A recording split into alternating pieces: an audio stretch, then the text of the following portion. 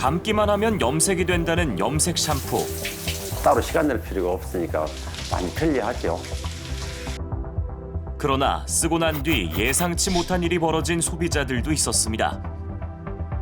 갑자기 열이 막 나더라고요. 내 얼굴도 다 부었는데 귀 속까지 붓더라고요. 이 피부가 다 화상 입은 것처럼 됐다는 거예요. 일부 염색 샴푸에 들어간 화학물질 124THB는 DNA 변형과 유전 독성 논란까지 벌어진 상황. 대를 이어서 나타날 수 있는 문제이기 때문에 조금 더 엄격하게 조심을 해야 된다고. 문제의 성분 124THB를 유럽에서는 염색 샴푸에 못 쓰게 합니다. It can generate free radicals, and free radicals are substances that can be dangerous to the human body. They're known to cause cell damage, they're known to cause DNA damage. change complex. 하지만 우리나라에선 이 성분이 들어간 염색 샴푸가 팔리고 있습니다. 초등생 사용됩니까? 됩니다. 샴푸이기 때문에 그냥 샴푸 쓰시면 됩니다. 정부는 뭘 하고 있는 걸까요? 유럽에서 그러한 보고가 있었다는 것을 파악하였고 THB를 사용했음에도 불구하고 유전 독성 없음이라는 결과를 받았습니다. 지난주 방송이 나간 뒤 정부의 빠른 대책이 필요하다는 지적이 잇따랐습니다. 당장 염색 샴푸를 사용하다가 부작용이 생기면 어떡하냐는 반응도 많았는데요. 염색 샴푸 시장이 점점 커지고 있는 지금 소비자들은 충분한 보호를 받고 있을까요? 너무 막 가려우니까 전화를 하니까 별 대수롭지 않게 여기더니 의사 진단서를 갖고 와라고.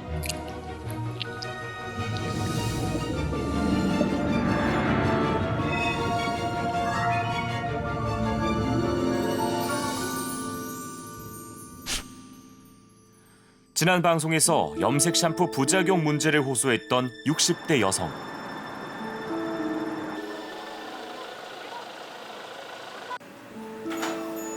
한창 심했던 넉 달 전에 비해 피부는 나아졌지만 마음은 여전히 답답합니다. 맛있게 드세요. 염색 샴푸 때문이었다고 확신하지만 입증할 방법이 없었습니다. 그 의사가 하는 말이 종합병원 가서 그 샴푸를 가지고 가서 그 패치 검사라는 게 있대요. 그것을 몸에 발라가지고 또 그런 반응이 있는지 없는지 그 검사를 해야지만 입증을 할 수 있다는 거예요. 입증을 위해 다시 고통을 겪을 수는 없는 노릇이었습니다. 이거는 아닌데 이거는 잘못된 거다. 근데 제가 뭐 어떻게 할 수 있는 방법이 없더라고요. 피부과에선 원인을 알 수 없는 피부염이라고 진단했습니다. 정확한 진단을 위한 의학적 검사는 사실상 어렵다는 게 전문가들의 소견입니다.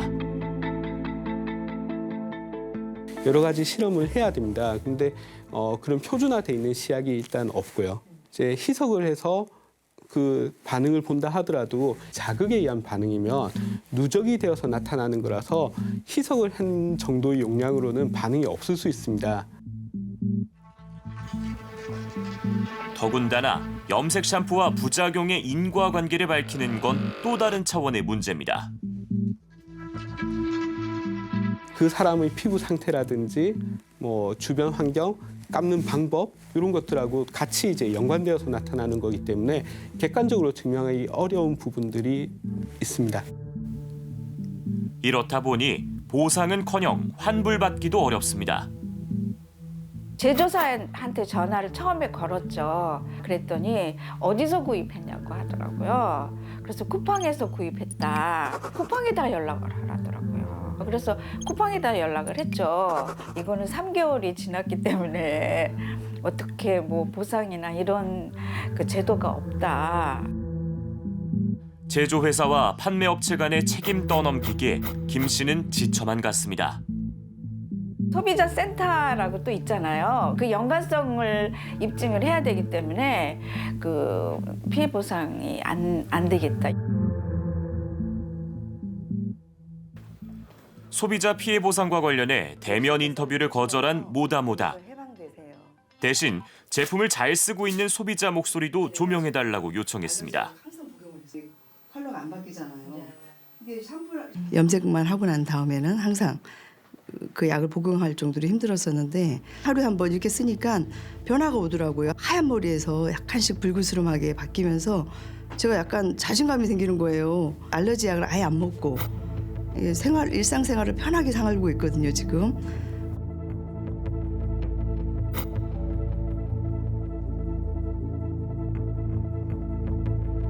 염색 샴푸 주의사항에 따르면 이 제품을 쓰고 붉은 반점 등이 생기면 사용을 멈추고 전문의와 상담해야 합니다.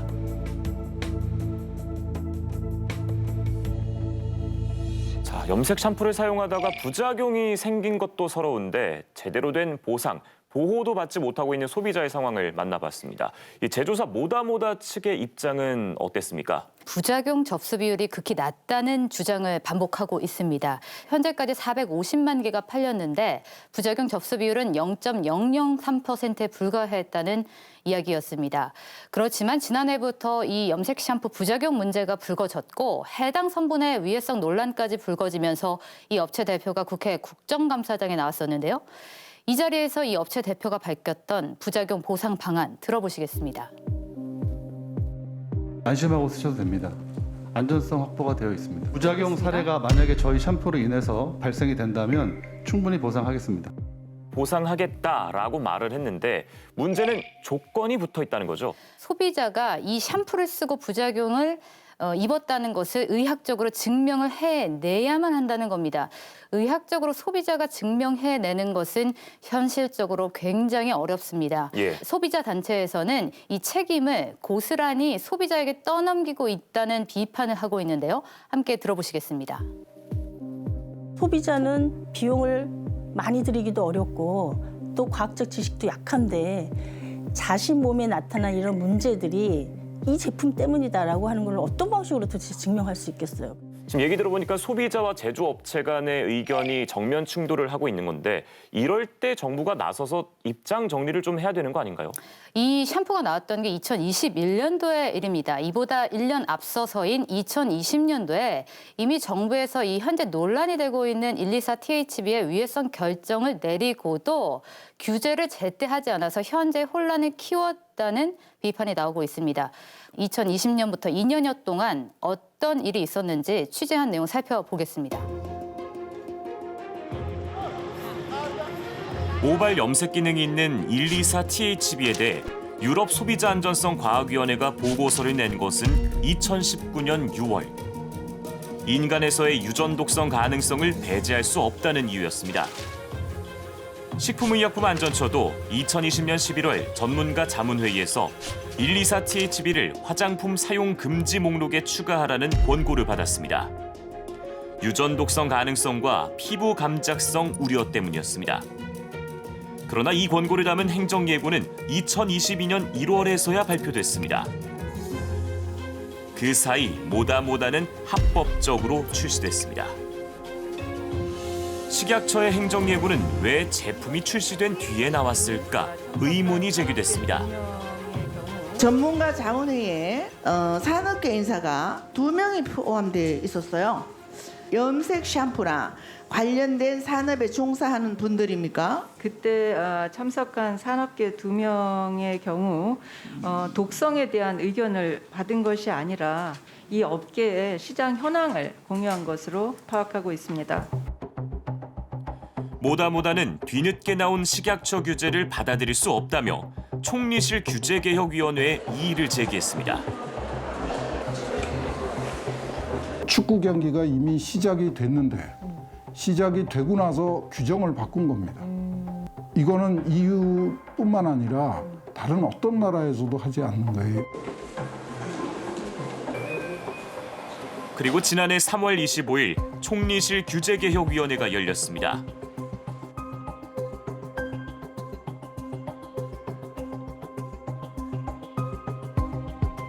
기존 법 분류 체계에 들어가지 않는 신기술에 대해서는 식약처가 유연하게 대처하는 것이 필요하다고 생각합니다. 외국 논문들만 가지고 검증을 하기보다 우리 제품에 대한 별도의 검증이 필요합니다. 혁신 기술에 대한 존중이 필요하고 규제 과학 측면에서 연구할 필요가 있습니다.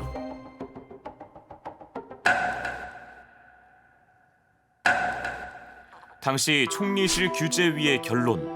2년 6개월 동안 식약처와 모다모다가 위원회를 꾸려 124THB의 위해성을 재검증하고 이 기간 모다모다 염색 샴푸는 팔 수 있도록 허용했습니다. 화학물질이 안전한지 아닌지가 중요할 테고 이 검증을 총리실 규제개혁위원회에서 하고 있습니다. 여기가 이런 일을 하는 부처가 아니잖아요. 통상적으로 총리실 규제개혁위원회는 경제 발전을 저해하는 나쁜 규제를 점검하는 곳으로 알려져 있습니다. 한 기업이 염색 샴푸를 출시한다고 하면 해당 성분의 위해성을 검증하는 곳은 전문가 집단인 식품의약품안전처입니다. 네. 이 검증을 통과하고 나서 사업을 확장하는 과정에 있어서 불필요한 규제가 너무 많다. 이런 민원을 기업이 제기한다면 이 현안에 대해서는 총리실 규제개혁위원회가 담당할 수 있다는 지적인데요. 예. 당시 모다모다 위해성 재검증 결정을 내렸던 총리실 위원 명단을 한번 살펴보겠습니다. 네. 경영대학 교수, 변호사, 언론인, 소비자 단체, 환경기계복지 분야 연구원 등 화학물질의 위해성을 과학적으로 밝힐 이력을 찾아보기가 힘듭니다. 그나마 연관이 있는 위원은 의대 교수 한 명이었는데요. 2019년에 124THB를 규제하기로 결정한 유럽위원회의 경우 위원 대다수가 의학자나 과학자였던 것과 대조적입니다. 자, 이렇게 정부의 재검증 결론이 늦어질수록 피해를 입는 소비자들만 늘어날 것 같습니다. 그렇습니다. 당시 총리실 규제개혁위원회에서는 2년 6개월 동안 재검증을 하고 이 기간 이 문제가 될 수도 있는 샴푸 판매를 허용했습니다. 법률 전문가들은 이 정부의 공식 결정이 소비자 안전을 담보하기는 어렵다고 비판하고 있는데요. 관련 인터뷰 함께 들어보시겠습니다. 회사 입장에서는 오히려 법원에도 우리 다 그 임상실험 다 했고 별 문제 없었고 그러니까 이거에 대해서 어떤 피병 같은 게 발생했다고 하는 거는 피해자가 입증해라. 우린 잘못 없다. 그게 사실은 그 어떤 유해성이 없다. 부작용이 없다고까지 확인해 주는 건 아니거든요. 염색 샴푸 시장은 점점 더 커지고 있죠. 대기업을 비롯해서 후발 업체들이 늘어났는데요. 문제는 이 후발 업체들 가운데 적지 않은 곳에서 또 다른 염색 샴푸 성분의 위해성 논란이 불거지고 있다는 점입니다. 네. 저희가 취재한 내용 함께 보시겠습니다. 잠시 후 뉴턴입니다. 홈쇼핑에서 산 후발업체 염색 샴푸를 쓰고 부작용을 겪었다고 제보한 40대 여성을 만났습니다. 안녕하세요. TBS에서 왔습니다. 맞으시죠? 네. 가운데가 너무 살이 너무 많이 보여가지고 그 이후로 모자를 많이 쓰게 됐어요. 시작은 연예인이 모델로 나온 염색 샴푸 광고였습니다. 네. 야, 그 체험자로 왔습니다. 그렇죠. 어서 오시죠. 아니 엄마하고 둘이 막 샴푸만 쓰면서 어머니하고 둘이 이러고 쓰기 전하고 쓰고 난 후부 머리가 이렇게 까매졌다 이러고까지 하니까 안 믿을 사람이 어딨어요. 검은 물 나오는 그런 천연 야채 그런 걸로 써가지고 했다고 그래가지고 안심하고 얼른 구입했어요. 보여드릴게요. 염색 샴푸를 쓸수록 가려움증이 심해졌다고 합니다. 이렇게 샀죠? 이렇게 샀어요. 처음에는 그냥 가려워도 그냥 이렇게 그냥 그냥 가려운 거보다 이렇게 하고 말았는데 갈수록 이게 더 심해지는 거야. 막 가려우니까 막 이렇게 어느 때는 보면은 딱쟁이가 앉아가지고요 비등같이 이렇게 뭐가 하얗게 이렇게 있는 거예요. 사람들이 저보고 야 너 머리 좀 감고 다니라고 막 이럴 정도였어요. 상세분만 있잖아요. 머리카락도 많이 빠졌다고 합니다.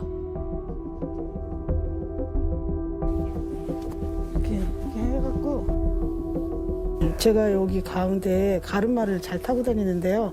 여기가 더 많이 빠지고 잘리고 여기 앞에 여기 좀 동그랗게 까졌더라고요. 이렇게 하니까 좀 까매 보이더라고요. 이렇게 안 하면 못 나가시겠어요? 못 나가요. 절대 못 나가요.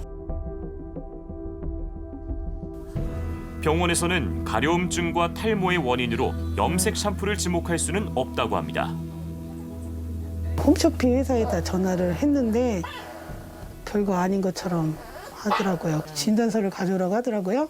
해왔어요. 해갖고 이제 전화를 했더니 못 해준다고 거기 본사에서 해주지 말라고 그랬다는 거예요. 그런데 이 염색 샴푸 성분에 M-페닐렌디아민이 보입니다. 지난달 식품의약품안전처에서 이 물질을 유전 독성 가능성으로 금지했습니다. 해당 업체는 소비자 피해 보상과 관련해 사실관계를 묻는 KBS 질의에 답변을 거부했습니다. 불안할 수밖에 없는 상황인데 소비자들은 어떤 선택을 해야 될까요? 미국에서 시판 중인 염색 샴푸 함께 보시겠습니다. 48시간 전에 반드시 피부 테스트를 해보고 문제가 없으면 써라. 그렇게 해도 알레르기 유발 가능성이 있다고 경고하고 있습니다. 16세 이하는 쓰지 말라고 돼 있습니다. 샴푸마다 성분이 다 다르기 때문에 한국과 미국의 제품을 동등 비교하기는 어렵습니다. 그렇지만 우리나라 제품들은 주로 천연 물질을 쓰고 있다는 것만 홍보를 주력하기 때문에 예상 가능한 부작용에 대해서도 소비자에게 제대로 알릴 의무가 있습니다. 소비자들이 아무리 그렇게 정보를 많이 안다고 쳐도 피해를 얼마든지 입을 수도 있는 거고요. 결국에는 돌고 돌아 도돌이표입니다마는 정부의 이 재검증 결과가 좀 빠른 시간 안에 나와야겠네요. 그렇습니다. 피해자 사전 예방을 하기 위해서는 정부 정책 결정 과정이 빠르게 있어야 할 것입니다. 앞서 정부는 4월이면 결과를 발표하겠다고 했는데요. 현재 어디까지 재검증 과정이 진행됐는지 취재한 내용 함께 보시겠습니다.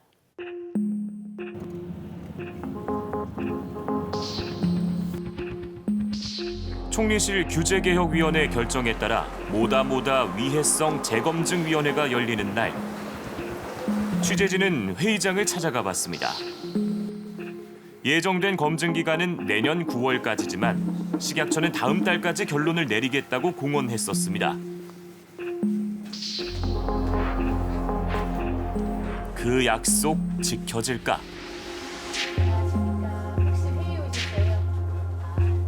오늘 세 번째 회의인데 코멘트를 공식적으로 해주시는 게 어려우신가요? 어렵죠. 네. 왜냐하면은 회의 진행 상황이 또 의견도 다양하고 하기 때문에요. 네.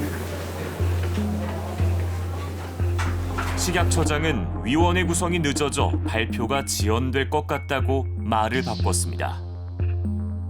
최종 결론까지 갈 길은 다시 멀어졌습니다.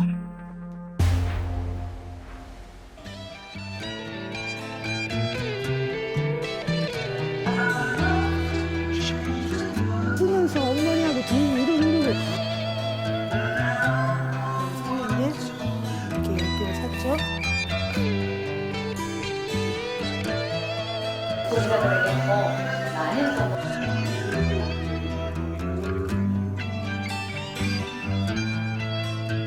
어제 이번 주신 의상 패키지하고 이 약